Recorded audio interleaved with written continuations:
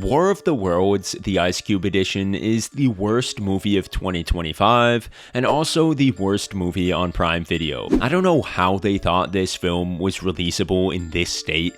The pacing is just unbelievably terrible. Things happen in seconds for no reason. That's like the best way I can describe that. And the CGI legitimately looks like cutscenes from a video game that came out over 2 decades ago. The acting is also wildly bad, as the actors don't even feel like they're even interacting with each other, and that's because they're actually not, since this film was shot in 2020, in the middle of the pandemic, hence the reason why they tried to do the searching gimmick and have the whole movie take place on screens. But yeah, due to that fact, the actors are actually not engaging with each other, and it's extremely obvious. Let's see, what else? The character work is bare bones. You don't really care about any of these people. There are numerous very blatant plot holes that just don't make any sense. Amazon makes sure, come hell or high water, that they sprinkle their name and brand into the movie as much as possible. It's all just really bad. And today we are going to make fun of it and have a good time. Welcome. If you don't know me, I am Ghost Toast, your ghost host, and today I am kicking off a new series where I review the worst movies on each major streaming platform. Today, obviously, I am tackling Prime Video, but in the future I plan on covering other platforms like Disney+, Netflix, Tubi, God have mercy on us when we get to that video, Max or HBO Max or whatever the heck the name is now, and more. Therefore, if you have any suggestions for movies on your favorite streaming platforms that might be awful enough to take the crown, let me know in the comments and it just might be featured in a future video. But yeah, with that being said, let's get back to the topic at hand, War of the Worlds by Amazon. Did you guys know that Amazon made this movie? Amazon made this Amazon. The movie opens with William Radford, who I will refer to as Ice Cube from now on, performing his daily surveillance duties. Ice Cube is some super smart computer hacker surveillance guy who has access to very powerful tools that just allow him to access whatever the heck he wants. He works for the US government, spying on people and keeping tabs on all the people in DC, and this section of the movie is full of stock video shots of the DC area with lame filters thrown over them to try to make them seem like the feeds are coming from drones or cameras or whatnot, but it's still pretty obvious that these shots are just stock footage, and that problem is only going to persist throughout the rest of the film. Ice Cube also spies on his daughter Faith, and his program allows him to see different information about people instantaneously, including their threat level, and for his daughter it's somehow uncertain. Like what? Is his daughter potentially going to be like a terrorist or something? I get that perhaps he put the uncertain designator on her profile because, you know, he doesn't know if she's going to be the threat to him or something, but yeah, if that's the case, that's still pretty strange. Anyways, Ice Cube's friend at NASA randomly calls him and shows him some videos of really fake thunderstorms. It just doesn't make sense. All right, that's crazy right there. All of NASA's satellites are blind. The line delivery is just laughably bad as well. I mean, Ice Cube probably didn't get to see what he was supposed to be reacting to because they hadn't finished the effects for the movie yet, but still, his reactions to what's going on are just weirdly monotone and tame, which will become a reoccurring theme throughout the movie. Meanwhile, Ice Cube is trying to track this digital terrorist known as Disruptor, who claims that the government is collecting everyone's data in this secret program called Goliath. In the meantime, he notices that his daughter is eating a muffin and freaks out because she is not getting enough protein. If it wasn't obvious before, Ice Cube is a bit of a control freak with too much surveillance power for his own good in this movie, and his daughter and son despise him for that. He constantly infringes on the privacy of his kids, and though he claims that's for their own good and protection, oftentimes it's so that he can impose his will on their lives. Wow. I wonder if that's a super subtle metaphor for how the government invades its citizens' privacy for their quote-unquote protection. Let's just say me and your fridge is pretty tight. You hacked my fridge? Bro, what? Why is there like a camera inside of your refrigerator? I know that there are smart fridges now, but why would you ever need to have a camera inside of the fridge? And if you know your dad can hack anything in the world essentially and loves to spy on you, then why in the world would you get a smart fridge that he can hack instead of just like a normal analog refrigerator? That doesn't make any sense. Oh, also, Ice Cube's program gives him like a threat analysis of the muffin his daughter Faith got, because of course it does. This program he's using could probably give a threat analysis on how likely the toilet paper in your bathroom was to irritate your butthole. I mean, that's how insane this thing is. Anyways, in case you couldn't tell that he was a control freak, he gets a notification that his son Dave just spent $248 on a video game, and then he gets all mad that his son is wasting time playing video games instead of finding a job, and uninstalls the game and lectures his son about it. Bro, I don't know what kind of game Quantum Planets is, but dude,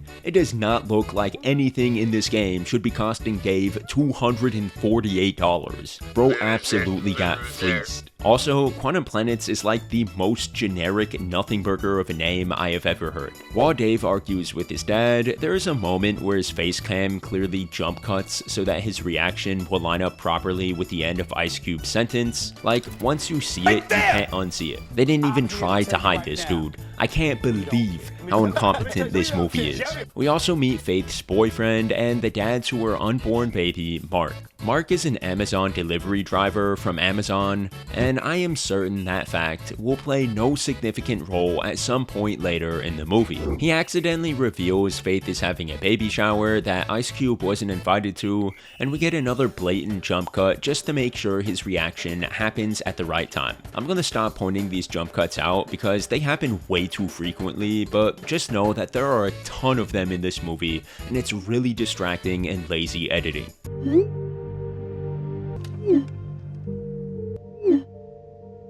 Dude, what the heck?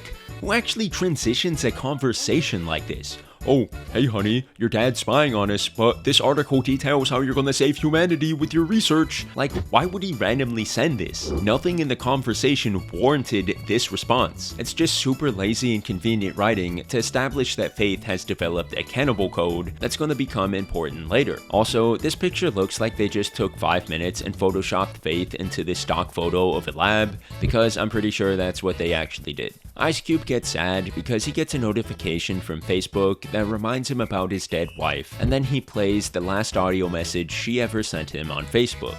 Remember to take out the trash today and be nice to the kids.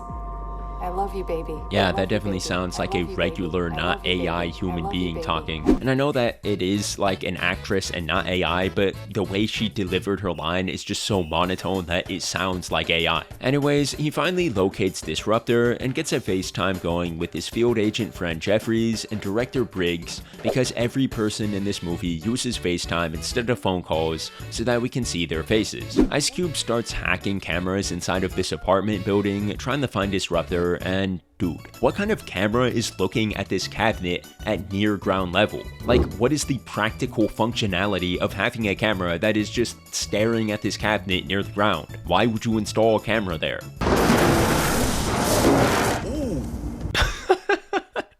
Dude, I love these goofy Ice Cube reactions, bro. He clearly did not know what he was supposed to be reacting to here. They probably just told him, okay, now pretend like you're seeing a really bad storm or something, because this is just laughable, bro.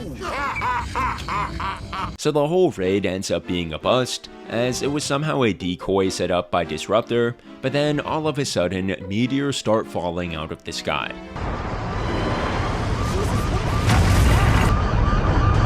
Dude, you cannot make these reactions up. Bro legit looks like he's posing for a YouTube thumbnail right now. I like how nobody in this video is reacting to the giant meteors flying right behind them. Another perfect example of the movie using pre-existing footage online and then adding some special effects to it. Somehow, somebody uploads a video to Facebook even though their plane crashed from getting struck by a meteor, so I guess whoever filmed this just pulled a Richard Parker from The Amazing Spider-Man 2 and just ensured that their upload finished in the midst of a plane crash. There are so many bad effects and goofy Ice Cube reactions in this scene, so I'ma play a quick montage of those for you really quick. Oh, this is insane. Debris or meteors,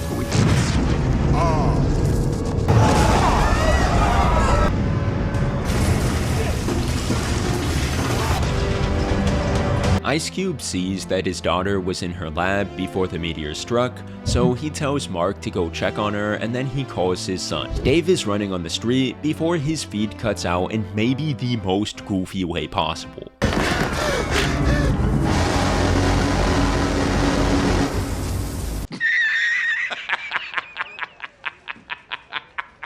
Bruh, this legit looks like it's some kind of YouTube poop edit. That's how much it looks like it's meant to be comedic. How could you be editing this film and possibly think this looked good or intimidating, bro? It just looks so goofy. Ice Cube gets on a Zoom meeting with director Briggs, Sandra, his friend from NASA, and some old geezer playing golf, and when a weird tentacle emerges from the meteor Sandra is at, they start working on getting a planetary alliance together to send troops to all of the meteor crash sites.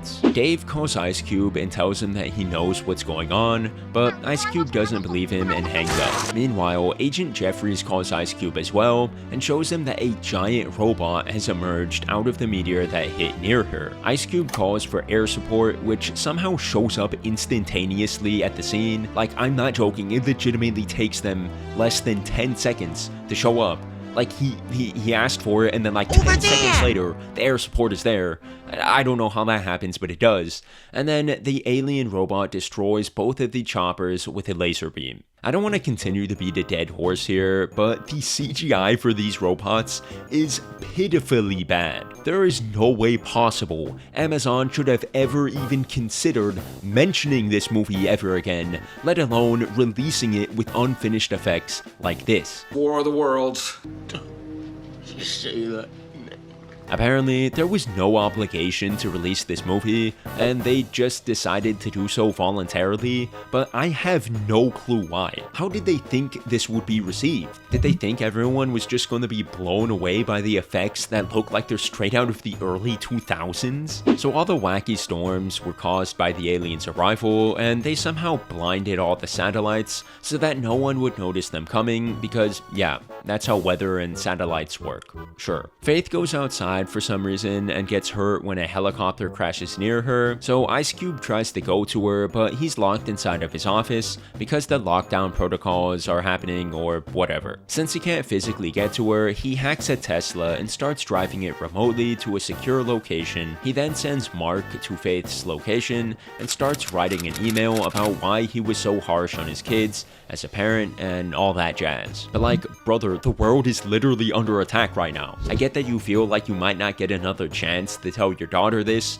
but first of all, why send it as an email? And secondly, why do it right now? There are so many more important things you need to be doing right now, bro. Ice Cube gets on a Zoom meeting with all the big players, Director Briggs, the old golf geezer guy, and even the president, who drops maybe the hardest line in cinematic history. I see no other option to initiate this War of the Worlds to save us all. He said it! He said it! Bro, I like how this was supposed to be some kind of sick mic drop moment. Like, you can even hear it in the way the movie drops the music right when he speaks and then ramps it back up right after. But dude, Mr. President here totally screwed up the line. He says he sees no other option to initiate this War of the Worlds, but I'm pretty sure he was supposed to say he sees no other option but to initiate this War of the Worlds. Like, listen to it again. I see no other option to initiate this War of the Worlds to save us all. I am pretty sure there was supposed to be a but in there. However, they just somehow completely missed the fact that he messed up the title drop line and just left this mistake in there. Gosh, this movie is so unfinished, bro. What follows is a multi-minute long montage of military stock footage and poor CGI as Ice Cube reacts in the most goofy, cringy, generic ways possible. Got him! Got him! Got him! Woo! Take your intergalactic back home! So some of you astute viewers out there might be wondering, wait a second, Ghost Host, how much time passed in order for all of these events to take place? Well, I'm glad you asked. So while Ice Cube is in the meeting with President, we can see that the time is 11:25 a.m. By the end of this montage, the clock shows that it is 11:59 a.m. So this entire military response takes place in about roughly 30 minutes. Those same viewers might now be asking, Ghost Host, How could the world's most divisive countries all come together in less than an hour and coordinate a global counterstrike and have this war and all this destruction take place in less than 30 minutes? It only took half an hour for all the world's governments to unite their militaries together and dramatically turn the tide of this war against the alien technology? That just seems a teensy-weensy unrealistic, don't you think, Ghost Toast? And to that, I say, brother, of course, this is completely unrealistic. This stupidity is beyond comprehension. Not to 50! The human brain wasn't meant to fathom idiocy this moronic, dude. Are you telling me that it took mere minutes for the entire world to put aside their differences and coordinate a successful counteroffensive against these aliens? 30 minutes? There are a lot of things like this that just happen in this movie and they don't feel impactful or like they're actually happening, and that's because they just happen instantaneously like this. That's part of what makes this movie feel like a fever dream and just feel so goofy, dude. So anyways, the robots start changing directions. Ice Cube originally thought they were going for stuff like nuclear facilities and electricity stations, but now they seem to be changing course, and it turns out that their real target is the data centers around the world. Right when he comes to this revelation, his son Dave calls him again and tells him that the government has been secretly keeping a massive surveillance network that Ice Cube doesn't know about called Goliath. You don't know Network. about this one. But you do. Yes. I like how they cut to this angle so that they can totally audio dub this yes. I mean, you can clearly see that Dave is still talking and moving his head in the background here, but they just ADR'd the yes in there. This is just so goofy, bro. Ice Cube has his friend Sandra check out a nearby data center that one of the alien robots is at. There, what's that? Hold on. What is this thing? Yeah, dude, that's literally what he just asked. Turns out, these tentacles release millions of tiny cyborg bugs that eat data, hence why the machines are attacking data centers, and once they start devouring all of the data from these centers, that somehow causes the military to, like, not be able to function anymore. Like, not be able to function at all. And planes start crashing left and right and falling out of the sky. And boats start flipping over because they don't have navigation or something like that. Strategic Command is not able to communicate. Bro, does losing data literally just cause every single ship in the Navy to flip over instantaneously? Like, within seconds of losing our data, every single ship just decided to tip over? Dude, losing data doesn't automatically mean that no technology works properly anymore. What, is this like what Y2K was supposed to be? And of course, to add to all of that, we get more instantaneous news coverage, cringe montages with recycled news footage, and horrible CGI. Like, why would Fox News blur this general guy's face out? Why are all of these losers just sitting here doing nothing while the world's data is apparently being drained? Why are you guys all just sitting here, dude? It's almost like this was a completely unrelated military meeting, and then the people behind this movie just took that footage and blurred out everyone's faces and then put it in this movie and used some lame voiceover to kind of pretend that they were having a meeting about the data getting drained. Yeah, because that's exactly what happened, dude. How did Amazon think this was a releasable film? Are you guys seeing this? What kind of deranged madman greenlit this unfinished garbage for Prime Video? Somebody get Jeffrey Bezos on the line and fire whoever said this was okay to put on their streaming platform. Do it right now. Okay, so now that all the world's advanced tech stops working because of data, magically, the machines start winning all of their battles and killing millions of troops. Pretty convenient how all of these machines drained all the data centers around the world at the exact same time. Definitely not super dumb and highly unrealistic. Also, I love the fact how this entire war is taking place in literally less than an hour. Bro, they are trying to speedrun the record for the shortest war of all time. I mean, historically, the shortest war of all time was the Anglo-Zanzibar War, which lasted only about 45 minutes. And dude, At the insane, unbelievably fast rate things are happening in this movie, they just might steal that record for the new fastest war of all time. Anyways, Mark finally gets to Faith, but she idiotically pulled the shrapnel out of her leg and is starting to bleed out. So Mark has to go full Amazon delivery driver hero mode and starts using his packaging tape to put pressure on her wound and stop the bleeding. You gotta get something else, man. You need a tourniquet. Trust me, I'm a pro. Sweet mother of goose, Jack. I have never wanted to be an Amazon employee so bad in my entire life. Heck yeah, this right here is what a real hero looks like. Forget all of those soldiers out there fighting and dying on the front lines. Amazon is the real hero here. Yeah! Yeah, dude, this has to qualify as propaganda, right? Why are they going after the chip? The same reason they love my phone. Bruh, even by this movie standards, these CGI bugs look completely fake and stupid, bro. Like, look at this.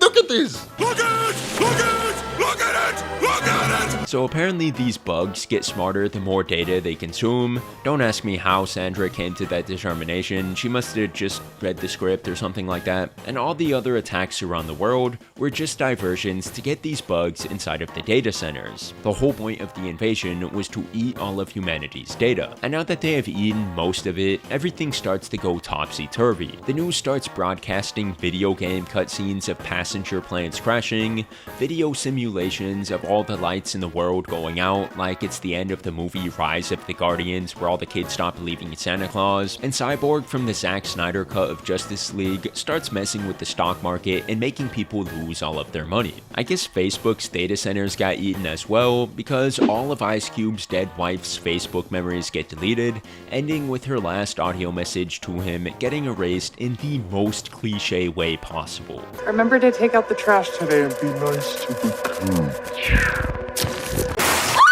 Ice Cube also has magical glasses apparently that magically reappear on his face even after he takes them off. Dude, whoever did continuity in this movie needed to be fired, dude. Like, they need to be exiled from humanity. They need to be banished from the human race.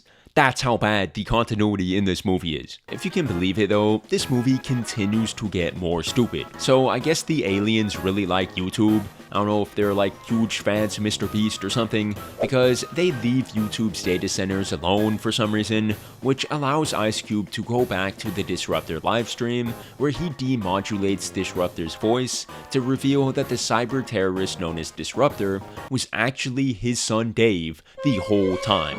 What? Whoa! Wow! Yeah, not really that much of a reveal. When he confronts Dave about it, Dave sends Ice Cube a file with all the Goliath secrets that he somehow got through like hacking or something. They don't really explain. And Ice Cube explicitly tells him that nothing in this file will convince him that what Dave has done is right. Dave was right.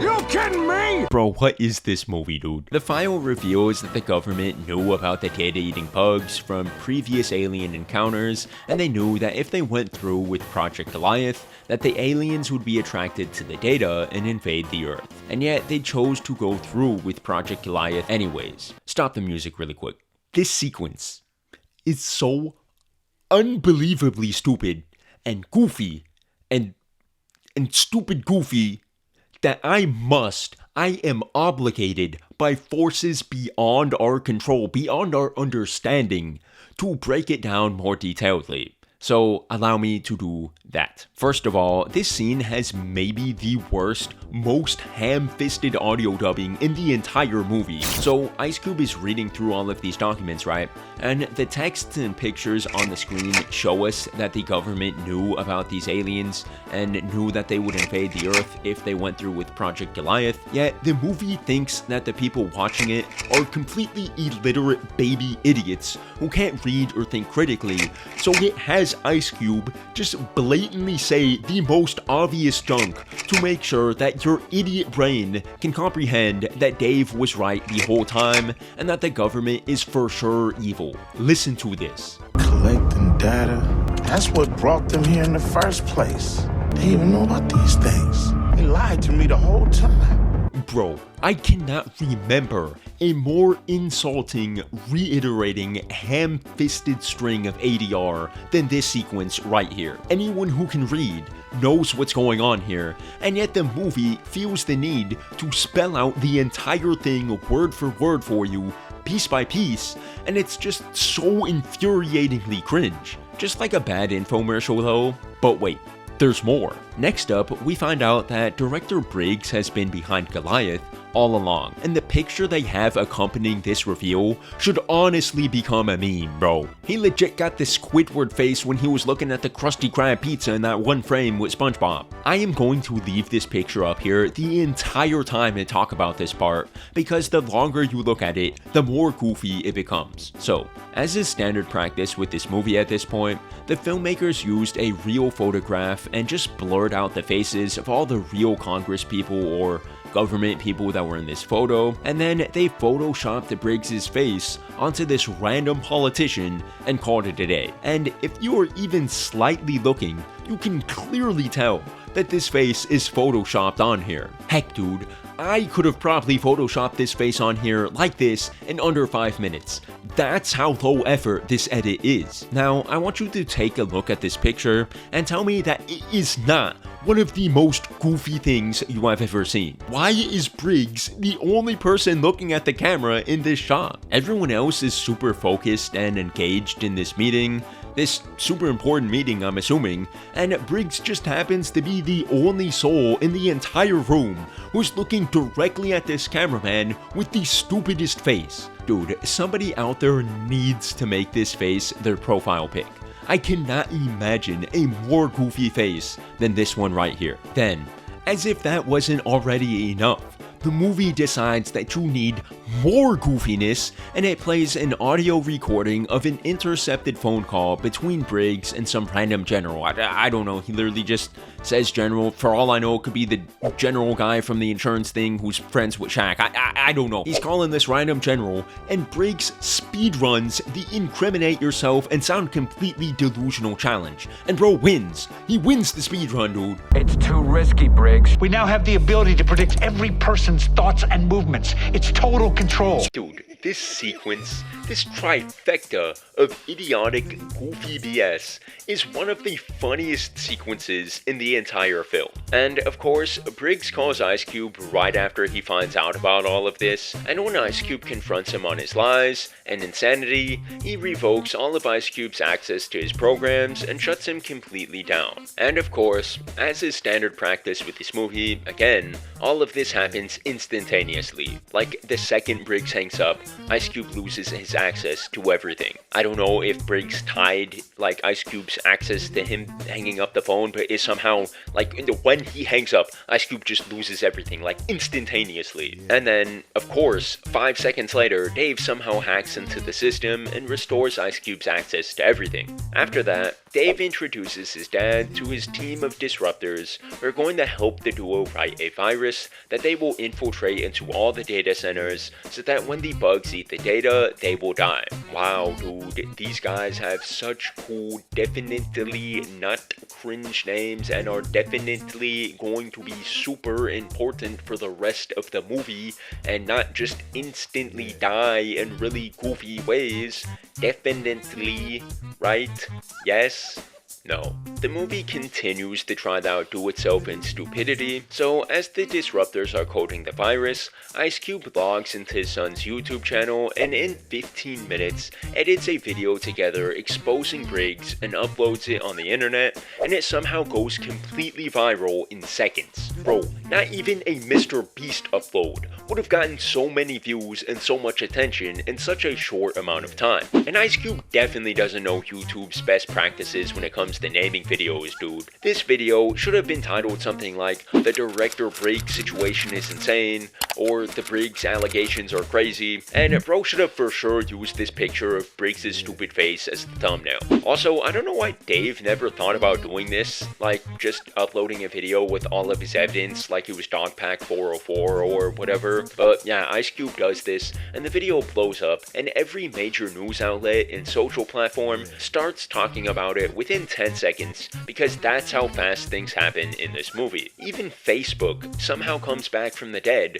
to cover this topic. Like, wait, what? Dude, didn't the whole platform go offline? Wait, if the aliens are eating all the data, then why are all of these other news sites and social media platforms still online? Didn't all the data get eaten? That doesn't make sense. Whatever, dude. I just want to finish this review, bro.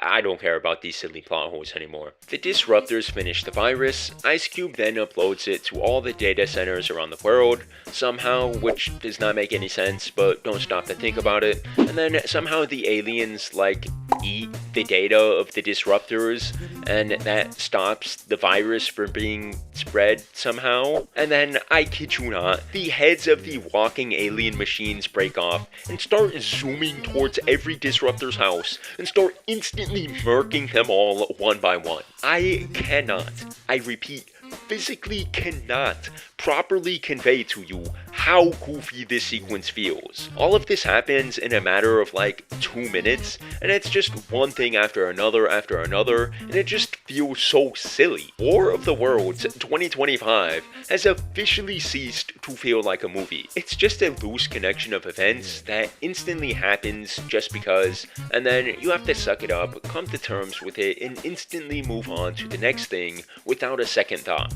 No questions asked. Also, somehow eating the Disruptors' data lets the aliens, like, hack their zoom cameras and force them to come on, and then they just instantly vaporize every single one of them on the spot. Hey, get out of there! This film is truly an experience, dude. This is what it feels like to be on the galaxy gas, bro. This movie just turned into an anti-drug PSA. Forget Pee Wee Herman and the lady cooking the eggs. This movie is her brain on crack. Starfire!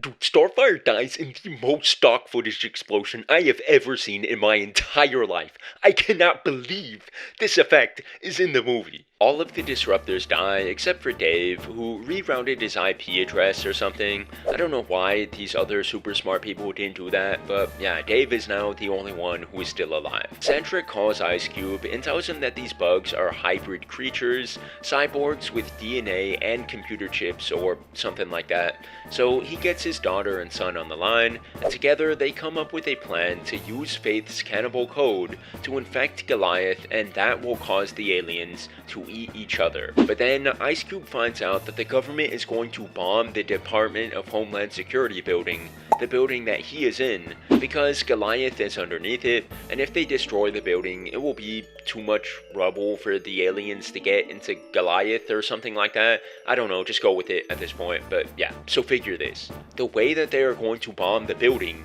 is by using planes. Yes. Remember how all those planes were falling out of the sky and the government couldn't use any advanced technology or vehicles because they didn't have any data, and that stopped them from using like all of their advanced tech? Well, I guess the writers somehow completely forgot that that was a whole plot point, because now the government can just use planes again for some reason. Somebody make this movie make sense, dude. They finished converting the cannibal code into actual code within minutes, which is completely unrealistic, but it happens. And in order to upload it into Goliath, Ice Cube needs a thumb drive, which he doesn't have. Thankfully, our Lord and Savior Amazon comes in clutch though, and the real hero of the movie, Mark, the Amazon delivery driver who works at Amazon, uses Amazon's latest technology, Amazon Prime Air, to fly an Amazon drone over to Ice Cube's building with a thumb drive.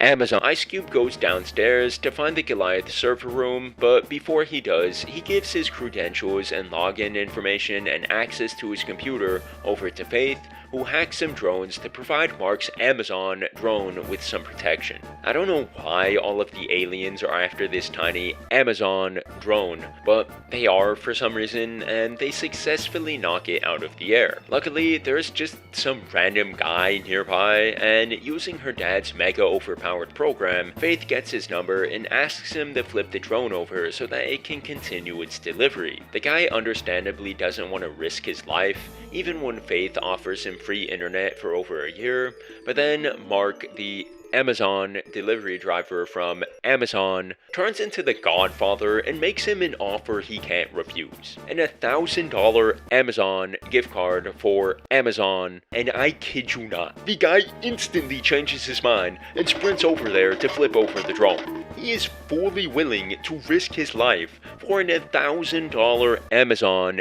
gift card for Amazon. Dude, I hate this movie so much. It is literally Amazon propaganda at this point. This movie has gone from a movie to a fever dream to an anti-drug PSA to a straight up Amazon propaganda piece in a matter of minutes. Some stupid, impossible stuff happens. Mark, the Amazon delivery driver from Amazon, makes it to the DHS building. One of the machines starts infiltrating the building with its tentacles, and Ice Cube starts punching the tentacles like he's Idris Elba fighting a CGI lion. Mark, the Amazon delivery driver from Amazon, gets the Amazon drone to Ice Cube, who is about to put it into the Goliath server, when all of a sudden he is wrapped up by the tentacles. He, for some reason, still holds on to his phone to make sure that he is FaceTiming his family instead of, using that free hand to break free. But regardless, he plugs the cannibal code into the server right before the bomber planes are about to drop the bombs. They abort their mission, and the alien machines just instantly freak out because of the code and all simultaneously die. The world has been saved.